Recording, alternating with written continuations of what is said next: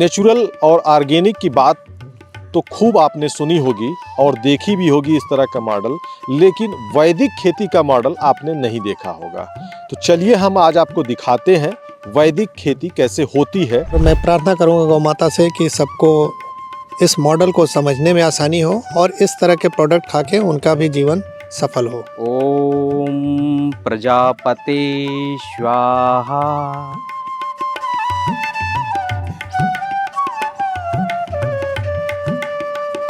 खेती के कई मॉडल हैं।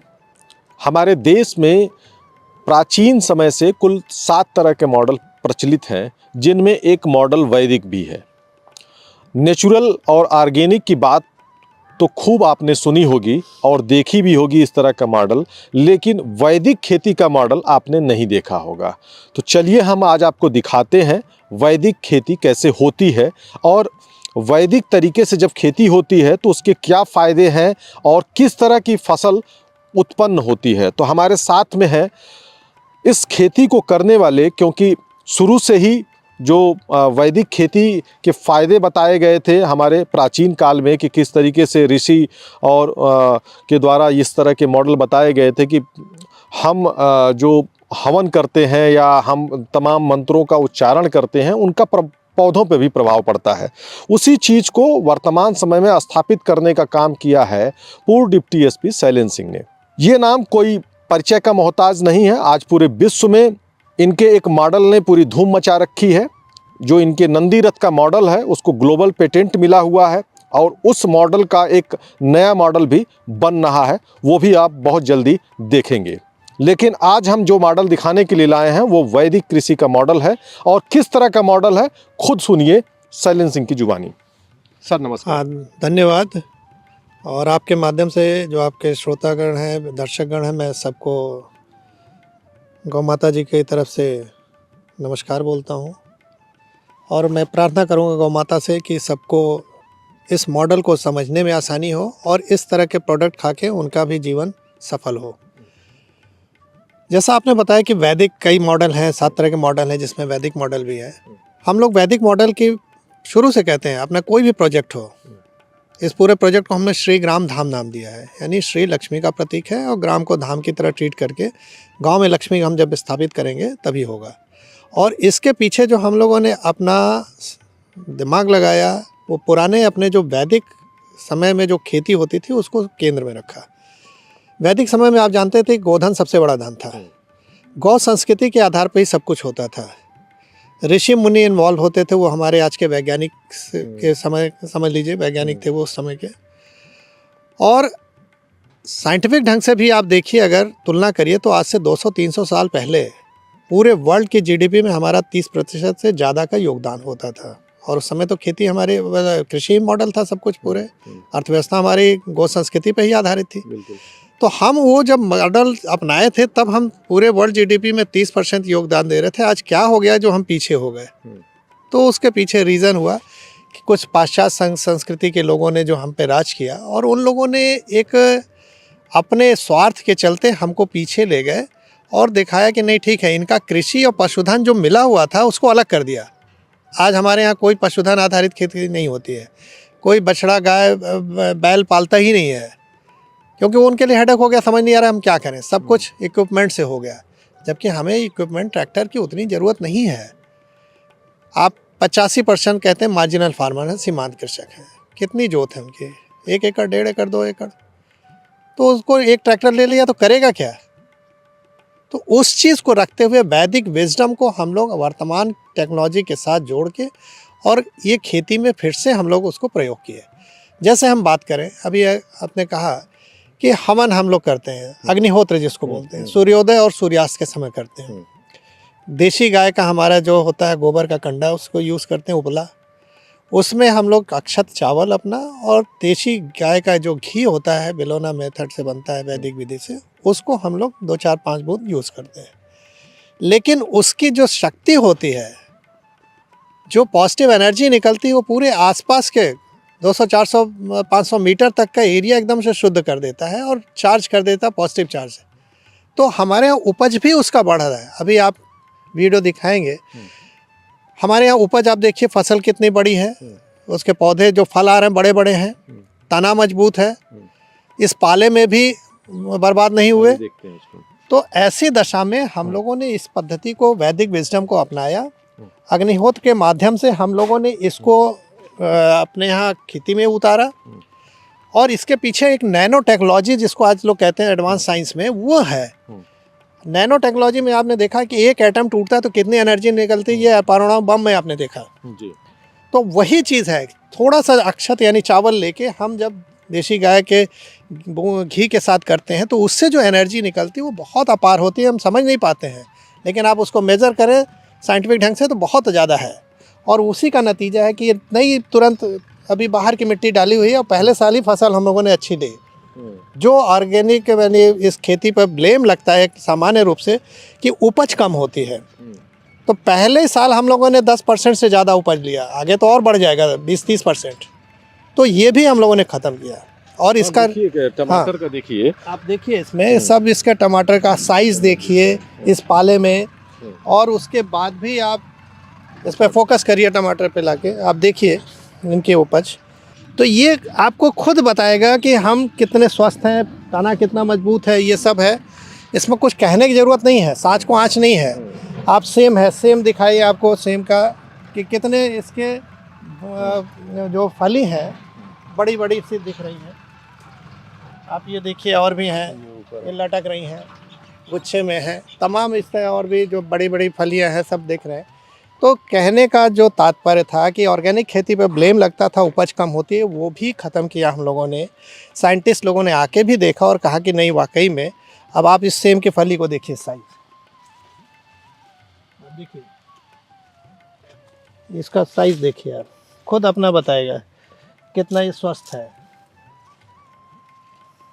तो इस तरह से हम लोगों ने इसको प्रूव किया कि ये ब्लेम गलत लगाया जा रहा है, और वो मल्टीनेशनल कंपनियां जो बाहर की हैं उन लोगों ने एक भ्रम पैदा किया, कृषि को पशुधन से अलग करके कॉस्ट बढ़ा दिया। ऑर्गेनिक में आप, अरे खेती में आप जाते हैं तो chemical fertilizer, pesticide and hybrid बीज का कॉस्ट कितना आप खुद देखते हैं। मतलब एक किसान एक कुचक्र में फंस गया है। उसको तोड़ने का काम हम लोगों ने मॉडल बना के दिखाया। अब जब किसान आता है, देखता है, तो उसको विश्वास होता है नहीं, बिना हम उसके भी केमिकल फर्टिलाइजर, पेस्टिसाइड की अच्छी उपज लेते हैं। और ये सबका आधार केवल 3 चीज़ हैं, देशी गाय, देशी केचुआ और देशी बीज। एक सबसे जो मतलब बड़ी बात कही है, जिस पर ध्यान नहीं जाता लोगों का, कि इस खेती में हमको देशी बीज ही चाहिए। देशी बीज हमारे वातावरण के हिसाब से इतने सालों में वो पनपा है, तो उससे जो हमको उपज मिलती है वो बहुत ही कायदे की होती है। इस पूरे वातावरण में आज पाला में भी आप देखिए हमारे यहाँ सब फसल स्वस्थ है। मैं देख रहा हूँ कि प्याज की फसल है जो, और देखिए कितने मोटे तने हैं और कितने मोटा, तो इससे अंदाजा लगेगा कि नहीं, कंद भी बहुत मजबूत आएगा। बिल्कुल, जब देखिए जड़ स्वस्थ होगा, मिट्टी भुरभुरी होगी, और इसके साथ साथ तना मजबूत होगा, तो जो उस पर फसल आएगी वो तो स्वाभाविक है अच्छी होगी। तो ये सब चीज़ें हम लोगों ने दूर किया, सामने लोगों को लाके दिखाया कि नहीं, संभव है। ये मिथ है लोगों के दिमाग में कि हम ऑर्गेनिक खेती में उपज कम होगी। और हम आपके माध्यम से सरकार से भी निवेदन करते हैं, सरकार ऑलरेडी इस पर बहुत काम कर रही है नेचुरल फार्मिंग के नाम पे, तो इसको, ये जो भ्रम है लोगों को, वो साइंटिस्ट लोग के माध्यम से दूर किया जाए। अभी हमारे पास NDDB बोर्ड के साइंटिस्ट आए थे और उन लोगों ने खुद कहा कि हम लोग नेचुरल फार्मिंग में बहुत काम कर रहे हैं। तो कुछ चीज़ें हमने दिखाई कि देखिए ये ऐसे ऐसे है, तो उन्होंने कहा नहीं, ये तो हम लोग के लिए बहुत अच्छी चीज़ है कि हम लोग खुद देख रहे हैं और इसको हम लोग जाके ऐड करेंगे अपने में। तो एक अच्छा खासा मॉडल है किसान को ये समझाने के लिए कि अगर इस पद्धति से आप करते हैं, जो वैदिक पद्धति है मूल जिसका, उस ढंग से आप करेंगे तो आपकी खेती की लागत कम से कम 50-60% कम हो जाएगी, और फायदा उतना ही बढ़ जाएगा। और फायदा में उसका देखिए क्वालिटी क्या हो जा रही है। जो केमिकल वाली थी खेती, उससे ज़्यादा आप ये ऑर्गेनिक खेती हो गई, तो दाम आपको अच्छा मिल जाएगा और खेत तो ही मिल जाएगा। अच्छा, दाम के साथ साथ जो ऑर्गेनिक खेती की बात है या नेचुरल की बात है या वैदिक, तो वैदिक में तो ये फ़ायदे और भी बढ़ जाएंगे, क्योंकि ये जो फसलें तैयार होंगी तो ये पूरी तरह से पॉजिटिव एनर्जी से पूरी तरह से भरपूर रहेंगी।